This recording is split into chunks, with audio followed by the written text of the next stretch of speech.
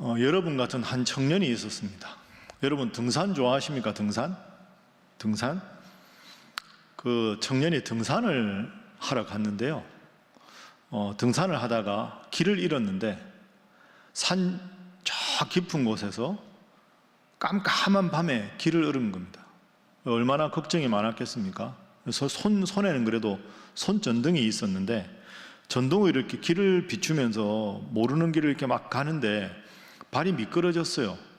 그래서 전등이 이렇게 손에서 쑥 빠져나가가지고 저 아래로 떨어져 버렸어요. 여러분도 한번 상상을 해보세요. 밤에 모르는 산길에서 길을 잃었는데 산중턱에서 손전등도 없어요. 근데 산이라는 데가 기후변화가 심하잖아요. 갑자기 막 먹구름이 몰려와서 바람이 불다가 세차게 비가 내리는 겁니다. 밤중에 산에 길도 모르고 비까지 내리고 그러다가 천둥번개까지 팍 치는 겁니다. 번개가 빵 쳐서 천둥 소리가 나니까 사람이 이러다가 죽을 수도 있겠다. 번개가 치니까 그게 내 머리 위로 떨어지면 내가 이러다가 죽으면 아무도 나를 발견을 못하겠다. 이 극심한 공포에 시달리게 됩니다. 길을 모르니까 갈 수도 없고 비 쫄딱 맞고 덜덜덜덜 떨면서 이제 이렇게 하고 있는데 방법이 없는 거예요. 계속 번개는 치고, 근데 번개가 딱 치는 게 죽을 것 같은 무서운 마음이 들었는데 가만히 다시 보니까 번개가 치면 번개 불빛 때문에 주위가 밝아지잖아요. 그러니까 번개가 무섭긴 한데 번개불이 팍 치면 어슴푸레하게 저 밑으로 가는 길이 보이는 거예요. 그러니까 무서운 번개불이 고마운 존재가 됩니다. 그래서 이 청년이 이제 번개불빛을 이용해야 되겠다. 번개불이 칠 때마다 길을 확인하는 거예요. 그래서 좀 내려갔다가 또 번개불이 치면 내려가고, 그래서 번개불빛 때문에 오히려 산 아래 동네로 내려와서 안전하게 편안하게 이 모든 어려움을 극복했다는 이야기가 있습니다. 여러분, 제가 이 이야기를 듣다가 그런 생각이 들었습니다. 번개불은 둘 중에 하나입니다. 그죠? 너무 무서워서 번개불빛 때문에 주저앉아 포기할 수도 있고, 이 청년처럼 번개불빛은 무섭지만 그걸 이용해서 반전의 계기로 삼을 수도 있는 거죠. 제가 오늘 설교 제목을 승리라고 잡았는데요. 승리.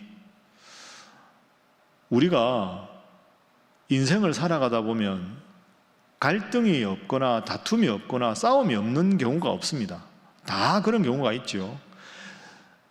전투를 하지 않고 이기는 전쟁이 최고의 승리인데 인생에는 그런 게 없습니다. 여러분 다 느끼시잖아요. 하나 건너가면 또 다른 문제가 있고 또 다른 문제가 있고, 그런 문제가 없을 수가 없죠. 그러면 번개 같은 위기를 주저앉는 계기로 삼느냐, 그걸 통해서 더 승리의 계기로 삼느냐, 그게 우리 앞에 주어진 인생의 과제라는 거죠. 그럼 우리가 하나님을 믿는데 어떻게 하면 인생의 위기 상황을 늘 만나는데 승리할 수 있는가, 승리의 비결을 한번 오늘 생각해 보겠습니다. 오늘 여러분이 함께 읽어주신 본문이 홍해 사건입니다. 홍해 사건 여러분 잘 알고 계시죠? 이스라엘 백성들이 430년 동안 노예 생활을 하다가 이집트 애굽에서 하나님께서 구출을 시켜서 가나안 땅으로 갑니다. 그 중에서 홍해 바다를 건너가는 기적, 우리가 다 아는 내용입니다. 자, 그런데 이 홍해 바다 사건을 기억할 때 여러분이 이런 생각을 해보세요. 먼저 여러분이 바로의 입장을 한번 생각해요. 바로가 세계사 시간에 배운 이름이 뭡니까? 파라오 아닙니까? 파라오 이러다 보니까 바로가 돼버린 거죠. 옛날에는 이거 피읍 발음 이런 게 한자에 별로 없거든요. 그러니까 이집트, EGYPT니까 E는 에 발음, I는 이 발음. 그러면 E니까 에, G는 기억. 그럼 EGYPT, 에깁트. 발음이 어렵다. 뒤에 빼라. 에깁 어렵다. 그냥 굽으로 가자. 그래서 이집트가 애굽이 된 거죠. 애굽의 왕이 바로 아닙니까? 자, 바로 입장을 생각을 해보십시오. 괜히 하나님이 출애굽하고자 하는데 그 앞에 맞서서 야, 출애굽하면 안 돼, 이렇게 하다가 10가지 재앙을 고스란히 다 맞지요. 물이 피가 되고 개구리가 올라오고 이가 생기고 파리가 들끓고 이런 재앙을 10개를 고스란히 다 맞습니다. 마지막 10번째 재앙은 첫 번째 난 장남들이 다 죽는 거 아닙니까? 그 파라오의 아들이 죽어요. 애굽의 온 나라 백성들이 다 첫째 아이가 죽으니까 슬퍼서 우는 거죠. 그래서 이제 항복을 합니다. 하나님 앞에. 제발 이제 이 백성들 다 나가라. 이 이스라엘 백성들 여기 애굽에 더 뒀다가 이 나라 망하겠다. 그래서 바로가 내보내지요. 다 나갑니다. 그때 나간 인원이 얼마가 되느냐? 장정만 60만 명이니까 200만 명 정도 됩니다. 노예 200명이 썰물처럼 다 빠져나간 겁니다. 그러고 나서 이제 바로가 딱 정신을 차려보니까 노예들이 다 나갔네. 바로가 두 가지 생각이 들었을 것 같아요. 첫 번째는 자존심이 상한 거죠. 야, 모세한테 내가 져서 애굽에서 나가는 걸 인정했다. 이거 왕으로서 자존심 상한 일입니다. 또 하나는 노예들이 200만 명이 있다가 노예들이 빠져나가면 이제 애굽에서 노예들이 해야 될 일을 애굽 사람들이 해야 되잖아요. 애굽 사람들이 생활이 불편하죠. 그때 퍼뜩 이제 바로가 생각합니다. 안 되겠다. 내가 저 사람들 내보냈는데 다시 잡아들여야 되겠다 해가지고 추격을 합니다. 그래서 바로가 출애굽에서 나간 이스라엘 백성들을 추격을 하죠. 자, 추격하는 장면 오늘 우리가 14장 읽었는데요. 7절 한번 화면으로 보십시오. 선발된 병거 600대, 저 600대는 신속 기병대입니다. 여러분 람세스 영화 보시면 나오는데 이 기병대가 그 당시로는 최첨단 무기거든요. 그 600대 제일 선두에 바로가 섭니다. 그러니까 이스라엘 백성들은 그냥 가축들 데리고 걸어서 탈출을 했는데 신속 기병대 600대가 끄는 마차, 애굽의 전 병력을 통동원했기 때문에 따라잡는 건 어렵지가 않은 거죠. 자, 바로 입장은 그렇고요.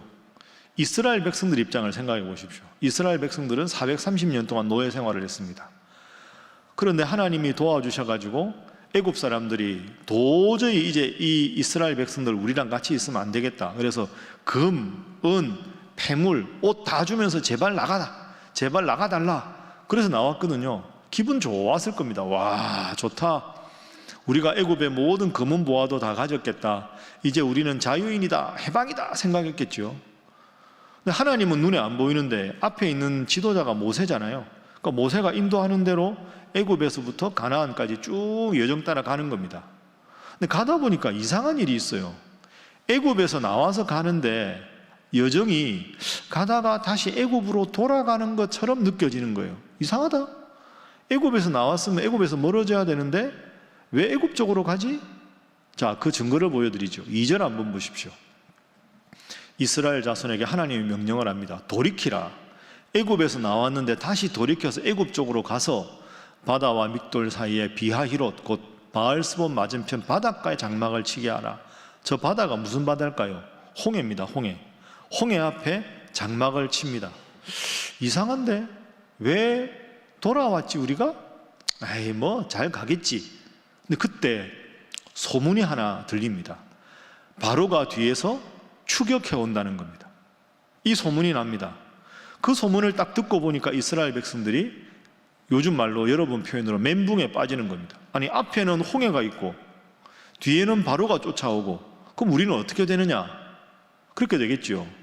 제일 먼저 이스라엘 백성들이 느꼈던 건 당황함. 이게 뭐야? 당황함이겠죠. 두 번째는 두려움일 겁니다. 야, 이거 큰일 났다. 홍해가 있으니까 앞으로 나가지도 못하고 바로의 군사가 목숨 걸고 쫓아오니까 우리가 대응할 능력이 없고 두려웠겠죠. 당황하고 두렵고 세 번째 감정은 원망입니다. 누구한테 원망했을까요? 모세한테 원망했겠죠. 당신 뭐냐? 우리 여기까지 오라 그래가지고 우리 여기서 다 죽이려고 하냐?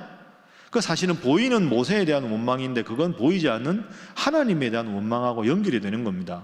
자, 원망하는 장면 한번 볼까요? 11절 한번 보십시오.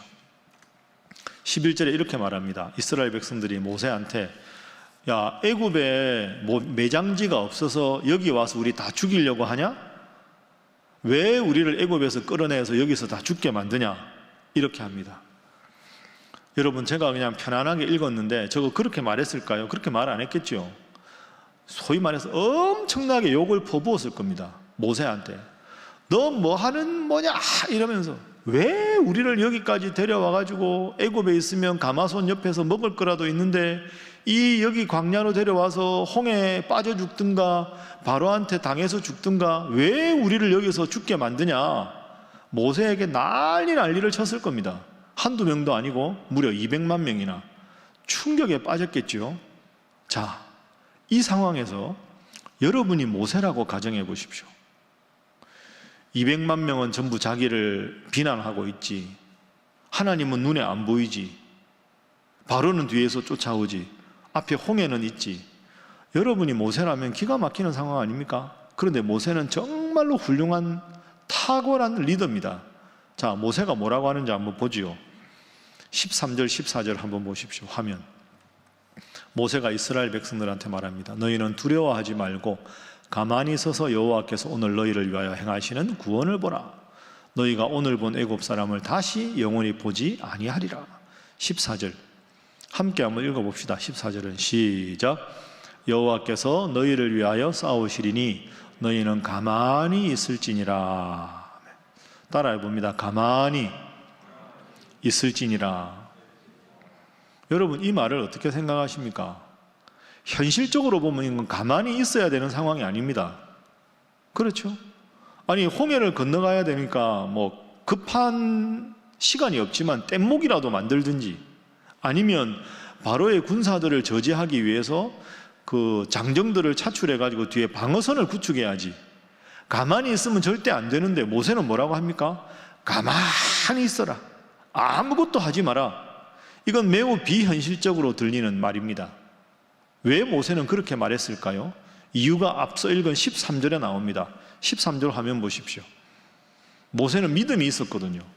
여호와 하나님이 오늘 우리를 구원하실 것이다.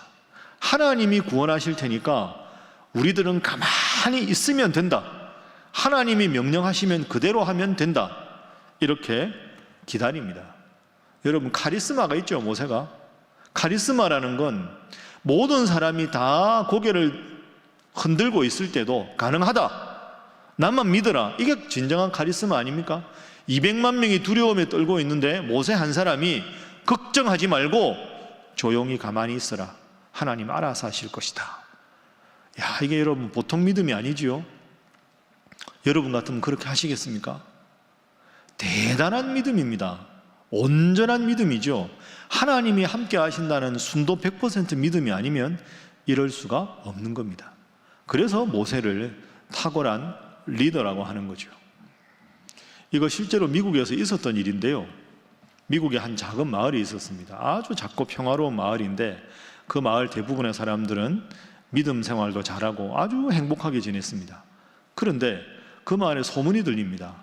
그 마을에 나이트클럽이 생긴다. 작은 마을에는 뭐 나이트클럽 필요 없다고 생각했는데 근데 실제로 나이트클럽이 들어왔습니다. 막 공사를 하는 거예요.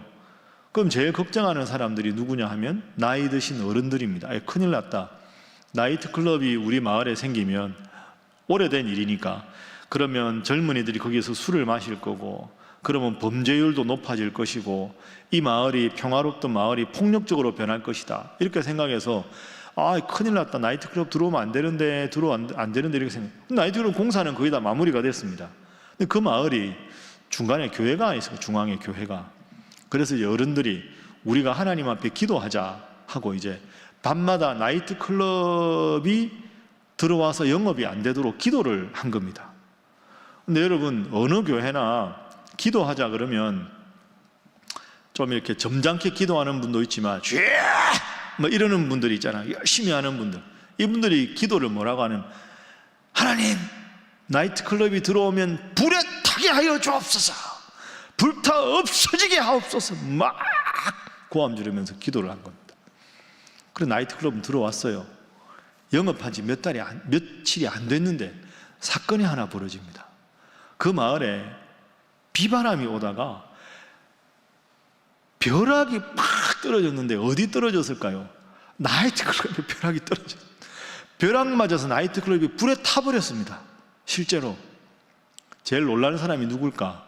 나이트클럽 사장님이잖아. 이거 거액을 투자했는데 이게 무슨 일인가?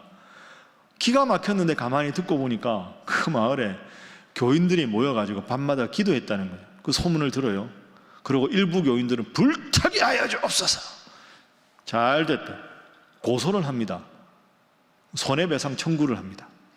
내 나이트클럽이 불에 탄 이유는 교인들이 기도했기 때문이다. 그 교회 손해배상 청구를 딱 한. 교인들이 놀랐습니다. 아이고, 우리가 그 비싼 나이트클럽을 새로 지어달라고? 손해배상을 한다고? 시골 교회가? 그 마을 대표, 교회 대표가 몇 명 갑니다. 재판관이 부릅니다. 나이트클럽 사장님도 부르고 여기도 부르고. 나이트클럽 사장이 나 나이트클럽 이거 하느라고 돈 되게 많이 들었는데 저 사람들이 기도해가지고 하나님이 기도를 들어서 벼락을 내려가지고 불에 탔으니까 이건 쉽게 말하면 그 사람 표현대로 이건 기도빨이다. 그러니까 손해배상을 해라. 근데 교회 대표들 중에 몇 명은 이 사람은 무슨 소리냐, 기도는 기도고 현실은 현실이지, 아니 벼락 맞아 떨어졌는데 왜 교회가 이걸 돈을 내야 되냐, 막 옥신각신합니다. 재판관이 듣다가 이렇게 말합니다. 여러분, 양쪽 입장이 팽팽한데 법적으로 따지는 건 좀 이따가 따지기로 하고 시간이 걸리는데 내가 보니 하나 분명한 건 있습니다. 교회에 다니는 분들은 내가 보니 믿음이 없는 것 같고 나이트클럽 사장님 믿음이 훨씬 더 좋은 것 같습니다. 나이트클럽 사장은 기도했기 때문에 벼락에 맞았다고, 기도 응답이라고 믿기 때문에 믿음은 이쪽이 좋고, 교회 다니는 사람은 기도는 했는데 벼락 맞고 나니까 현실은 현실이고 기도는 기도라고 하니 믿음은 나이트클럽 사장님 믿음이 훨씬 좋습니다. 이렇게 대답을 하더랍니다. 여러분, 이 이야기가 오늘 우리에게 들려주는 교훈이 뭘까요? 많은 것을 생각하게 하죠. 우리는, 여러분들은 이렇게 주일 오후에 이 귀한 골든타임에 하나님 앞에 나와서 예배를 드립니다. 그리고 우리는 기도를 꽤 많이 하는 편입니다. 그런데 우리도 이 교인들처럼 기도는 기도고 현실은 현실이고 이런 우리 모습은 아닌가. 평상시에 작은 일에 대해서는 기도하는데 이건 현실적으로 어려운 일이다 싶으면 뭐 기도한다고 소용이 있겠냐, 이건 기도할 문제가 아니야 하고 그냥 기도를 쓱 밀어버리는, 마지못해 기도하지만 온전한 믿음이 없는 그런 기도를 하는 경우가 얼마나 많은가 하는 겁니다. 여러분, 이 이야기를 깊이 한번 생각해 보십시오. 여러분은 어떻게 지금 기도하고 있는가? 그렇게 보면 모세는 대단한 사람입니다. 200만 명이 모세를 향해 욕하고 있는데 앞에 홍해바닷물이 넘실거리고 있고 뒤에 파라오가 최첨단 무기로 무장해서 쫓아오고 있는데 이 상황에서 가만히 있어라, 하나님이 하실 것이다. 이 대단한 믿음 아닙니까? 우리가 이런 믿음이 있다면 정말 이 세상에서 멋지게 살아갈 수 있지 않을까요? 제가 자주 쓰는 영어로 된 신앙적인 속담 하나가 있습니다. 화면에 있는데요, 그죠? When we walk, we work. When we pray, God works. 우리가 일하면 그건 우리가 일하는 거고, 우리가 일하면 우리끼리만 하는 건데, When we pray, 우리가 기도하면 누가 일하신다? 하나님이 일하신다. 이게 오늘 모세의 모습이죠. 우러러 하나님 앞에 외쳤습니다. 기도했다는 말이죠. 그랬을 때 하나님께서 모세를 통해서 역사하셨습니다. 여러분, 속지 받으셨죠? 뒷면 넘겨보십시오. 뒷면에 넘겨보시면 제가 방금 읽은 그 내용이 뒷면에 있습니다. 그러니까 모세가 하나님께 기도한 겁니다. 그러니 하나님께서 친히 움직여 주셨죠. 자, 하나님이 어떻게 하셨는가 한번 그 장면을 볼까요? 모세에게 명령을 하십니다. 15절 16절 여러분 화면 한번 보십시오. 15절에 보면 여호와께서 모세에게 이르시되 너는 어찌하여 내게 부르짖느냐, 왜 나한테 기도만 하느냐, 기도했으니까 이스라엘 자손에게 명령해서 앞으로 나가게 하라. 앞에 뭐가 있습니까? 홍해가 있는데 나가게 하라. 16절 그리고 모세는 지팡이를 들고 손을 바다 위로 내밀어서 홍해가 갈라지게 하라. 앞으로 나가라고 해라. 너는 지팡이를 든 손을 내밀어라. 그럼 홍해 바닷물이 갈라질 것이다. 즉 갈라지다라는 단어를 원어로 보면 쪼개다, 쪼개지다 이런 뜻입니다. 여러분 시골에 이렇게 나무를 뗄감으로 쓸 때 나무를 이렇게 지금 톱으로 잘라가지고 이렇게 큰 나무 밑둥에 딱 올리고 도끼로 이렇게 딱 내리치면 나무가 이렇게 딱 반절로 쪼개지죠. 그 쪼개지다라는 단어가 이 홍해 바닷물이 갈라졌다 할 때 그 갈라지다라는 뜻입니다. 홍해 바닷물이 갈라졌습니다. 그리고 16절에 방금 읽은 16절에 보면 이스라엘 자손이 홍해를 건널 때 마른 땅이라고 되어 있습니다. 이 영어로 보면 dry land입니다. 바닷물이 갈라져도 질퍽질퍽한 물기가 많을 거 아닙니까? 근데 하나님이 밤새 바람을 불어서 완전히 말리셨습니다. 우리가 세탁기 건조기에 오래 건조시키고 나면 뽀송뽀송하다는 표현하죠. 완전히 육지처럼 드라이랜드를 건너가게 하셨습니다. 그리고는 다 건너간 다음에 바로의 군대가 추격하자 다시 모세가 손을 내미니까 그 바닷물이, 쪼개졌던 바닷물이 합류가 돼서 모든 바로의 군대가 물에 수장되고 말았습니다. 이게 여러분 홍해 사건입니다. 이런 기적을 하나님께서 보여주신 거죠. 자, 그러면 오늘 우리 청년들에게 우리가 이렇게 한번 생각해 보겠습니다. 여러분, 하나님은 왜 홍해 사건을 이스라엘 백성들에게 경험하게 하셨을까요? 예를 들어서 여기가 애굽이고요, 여기가 가나안이라고 생각해 보십시오. 홍해 안 건너고 그냥 쭉 홍해 없는 쪽으로 코스 잡아서 가도 될 거 아닙니까? 근데 왜 하나님이 굳이 홍해를 건너가게 하셨을까? 이유가 있습니다. 그 이유가 뭐냐 하면 이스라엘 백성들은 지금까지 430년 동안 노예 생활만 했습니다. 여러분, 430년이 상상도 못할 기간 아닙니까? 지금부터 430년이 얼마나 과거입니까? 그러니 지금 홍해 앞에 서 있는 이스라엘 백성들은 태어날 때부터 노예입니다. 그들의 부모님도 노예고요, 조부모님도 노예입니다. 자유라는 걸 아예 모릅니다. 그럼 이 상황에서 바로 가나안에 들어가면 이 사람들은 겉으로는 자유인이지만 속으로는 노예 근성으로 찌든 사람들이 됩니다. 누가 시키지 않으면 아무것도 안 합니다. 그렇죠? 그리고 지금까지 경험했던 신은 누굴까요? 살아있는 신의 대리자인 바로, 그리고 애굽 사람들이 섬기던 이방신밖에 없습니다. 그러니까 지금까지는 노예로 애굽신만 섬긴 겁니다. 그런데 하나님은 이제는 자유인이 돼서 많은 신 중에서 나는 하나님을 믿겠다 하고 하나님만 믿는 신앙이 필요했던 거죠. 자유인으로 스스로 결단해서 하나님을 믿는 사람으로 만들어 놔야 가나안 땅에 들어가든 어디 들어가든 하나님을 믿는 백성이 될 것 아닙니까? 그래서 그 온전한 믿음의 예를 보여주시기 위해서 이 홍해 사건을 계획하신 거죠. 그래서 홍해 사건이 끝나는 14장 맨 마지막 구절 31절은 이렇게 끝납니다. 화면 보시면 백성이 여호와를 경외하며 여호와와 그의 종 모세를 뭐 했더라? 믿었더라. 아, 하나님을 믿으니까 하나님이 역사하시는구나. 그걸 이스라엘 백성들로 하여금 깨닫게 했다 하는 겁니다. 여러분, 다시 돌아가서 생각해 보죠. 홍해 사건이 없었다 그러면 가나안 땅으로 가는 동안에 광야에서 수많은 적들과 전쟁하거든요. 그러다가 가나안 땅 들어가면 가나안 땅에 원래 살던 족속하고도 전쟁을 합니다. 그럼 여러분, 홍해 사건에 하나님 역사를 경험하지 않았으면 전쟁을 할 때마다 무슨 생각이 들었을까요? 아, 무슨 전쟁이냐 이게. 그냥 우리가 애굽에 살았으면 노예 생활해도 그냥 애굽 사람들 먹다 남은 거 먹으면서 배는 안 고팠을 텐데 왜 우리가 광야에 와서 이렇게 전쟁을 하고 사서 고생해야 돼? 이런 생각이 많았겠죠. 그러면 애굽에서 나와서 광야를 지나서 가나안 땅을 가야 되는 겁니다. 과거, 현재, 미래입니다. 미래는 적과 꿀이 흐르는 가나안 땅인데 이스라엘 백성들은 현재 고난이 있을 때마다 미래를 바라보기보다는 애굽에 있을 때가 좋았는데 하고 애굽 생각을 하겠지요. 그래서 이런 말이 있습니다. 여러분 꼭 기억하십시오. 제가 속지에 썼는데요, 출애굽의 가장 큰 적은 환애굽 정신입니다.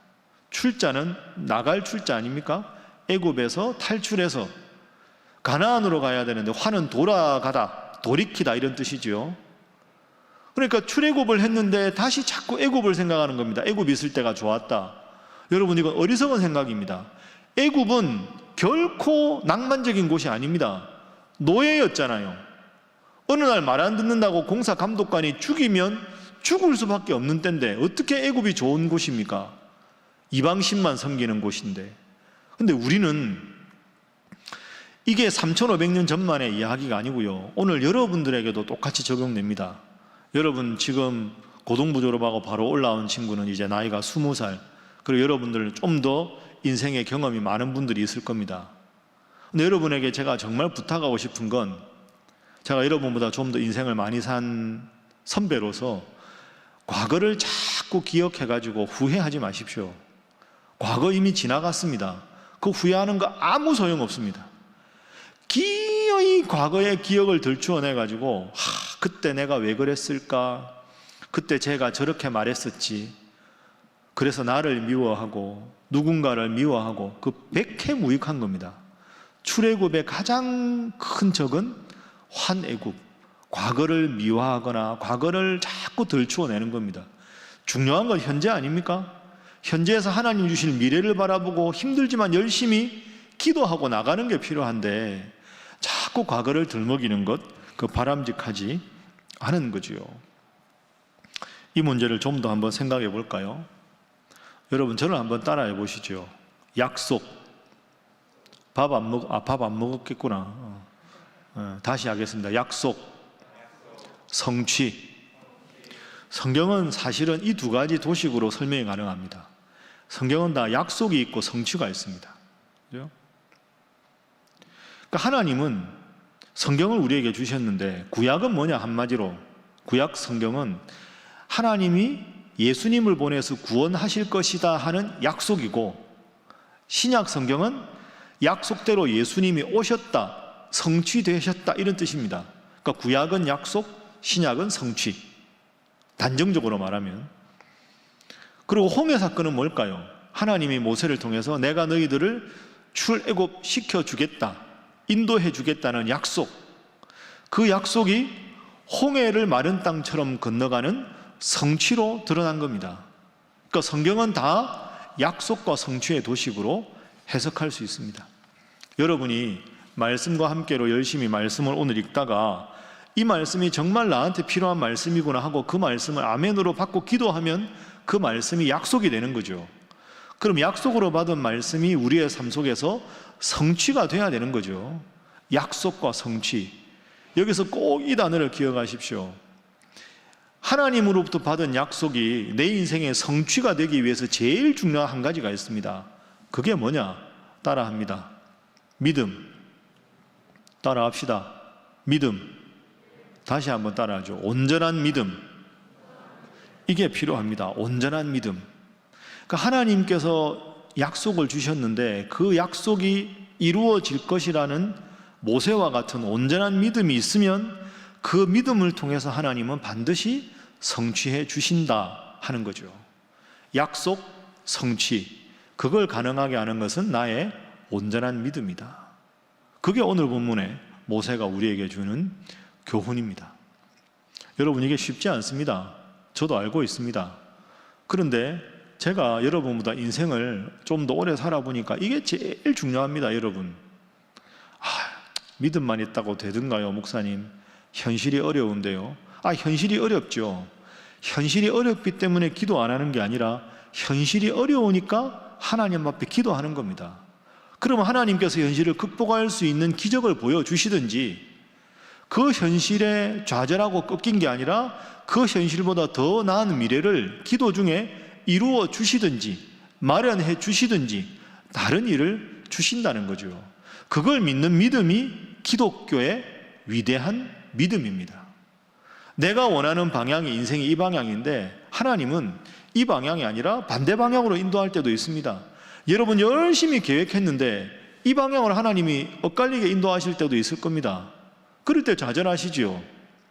제가 신학교에서 학생들 가르칠 때 이런 표현 많이 썼습니다. 여러분들에게도 했던 기억이 나는데요. 인생은 하이웨이가 없습니다. 인생은 뱃길입니다. 뱃길. 여기가 출발지고요, 여기가 목적지입니다. 그러면 배가 가는 뱃길은요, 이렇게 가는 길이 없어요. 물길 따라 이렇게 갑니다. 이렇게. 그럼 생각해 보세요. 내가 가는 목적지가 여기인데 배가 이렇게 가다가 이 뱃길이 이렇게 갑니다. 이렇게 갈 때 뭐지? 나는 이쪽으로 가야 되는데 배가 왜 이쪽으로 가? 하나님은 내가 이리 가고 싶다는데 왜 인생을 이렇게 꼬이게 인도하셔? 이 상황에서 우리가 할 수 있는 옵션은 두 가지입니다. 하나님 없네 하고 배에서 뛰어내리는 겁니다. 배에서 뛰어내려서 헤엄쳐서 목적지를 내 힘으로 가려고 하는 거죠. 이거 100이면 100 실패합니다. 왜? 헤엄쳐서 목적지 갈 수 있는 힘이 나한테 없거든요. 그러면 두 번째 옵션이 있습니다. 그게 뭐냐? 나는 분명히 이쪽으로 가고 싶은데 하나님은 내 배 인생 뱃길을 위로 인도하신다. 그러면 여기서 힘들지만 하나님을 온전히 믿고 배에 맡기고 기다리는 겁니다. 답답하지만. 그러면 뱃길은 영원히 북쪽으로 가지 않습니다. 갈 만큼 가다가 또 돌아갑니다.